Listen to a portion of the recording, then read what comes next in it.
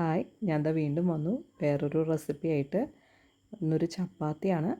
സാധാരണ ചപ്പാത്തിയല്ല, മുരിങ്ങയില ചപ്പാത്തി. അപ്പോൾ ഇത് മുരിങ്ങയില നമ്മളിതിൽ ഗോതമ്പ് പൊടിയിൽ അരച്ചിട്ട് ഒരുവിധം പേസ്റ്റ് പോലെ, നല്ല പേസ്റ്റല്ല എന്നാലും ഒരുവിധം അങ്ങനെ അരച്ച് ചേർക്കും. ഇത് ഉപ്പും ഈ അരച്ചതും കൂടെ ചേർത്തിട്ട് നമ്മൾ നന്നായിട്ട് കുഴച്ചെടുക്കാം. മുരിങ്ങയില കഴിക്കാൻ മടി കാണിക്കുന്ന കുട്ടികൾക്ക് ഇങ്ങനെയൊക്കെ ഉണ്ടാക്കി കൊടുക്കാം കേട്ടോ. എൻ്റെ പിള്ളേർക്ക് മുരിങ്ങയില കഴിക്കാൻ ഭയങ്കര മടിയാണ്. തോരൻ വെച്ചാലും കറി വെച്ചാലും അവർക്ക് അതൊന്നും ഇഷ്ടമല്ല, അവർ കഴിക്കത്തില്ല. അപ്പോൾ ഞാൻ ഇങ്ങനെ ആക്കി കൊടുക്കും. ഇങ്ങനെ ആകുമ്പോൾ അവർക്ക് ചപ്പാത്തിയിൽ സാൻഡ്വിച്ചൊക്കെ ആക്കി കൊടുക്കുകയാണെങ്കിൽ അങ്ങനെയും അവർക്ക് ഇഷ്ടമാണ്. അല്ലെങ്കിൽ ചപ്പാത്തിക്ക് നല്ല കറിയൊക്കെ ഉണ്ടെങ്കിൽ അതും ഇഷ്ടമാണ്. ഇങ്ങനെ ആക്കി കൊടുക്കുകയാണെങ്കിൽ അവർ നോർമൽ ചപ്പാത്തി തന്നെ പോലെ കഴിക്കും.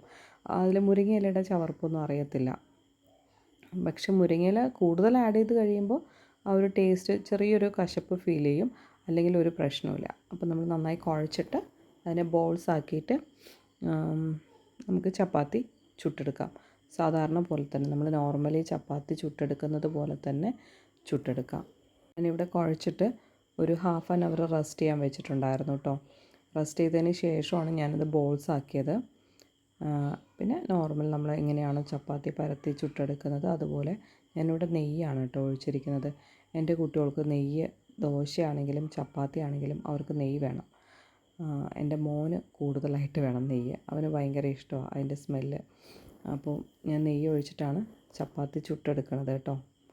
അപ്പോൾ ഇത് ചപ്പാത്തി ചുട്ടെടുത്തിട്ട് ഞാൻ ഇന്ന് കറി ഉണ്ടാക്കിയത് ഗ്രീൻ പീസ് കറിയായിരുന്നു. അത് കൂട്ടിയിട്ടാണ് ഇന്ന് കഴിച്ചത്. ഗ്രീൻ പീസ് കറിയും ചപ്പാത്തിയാണ് ഉണ്ടായിരുന്നത്.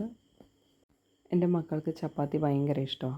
പക്ഷേ ഡെയിലി ഉണ്ടാക്കി കൊടുത്താലും കഴിക്കും. എന്നാലും അതിൻ്റെ കൂടെ സൈഡായിട്ട് വെറൈറ്റി കറികൾ വേണം. എന്നും ഒരേ ടൈപ്പ് കറികളൊന്നും പറ്റില്ല, ഓരോ കറികളായിരിക്കണം ഉണ്ടാവേണ്ടത്. അങ്ങനെയാണെങ്കിൽ അവർ എന്നും ചപ്പാത്തി കൊടുത്താലും കഴിക്കും.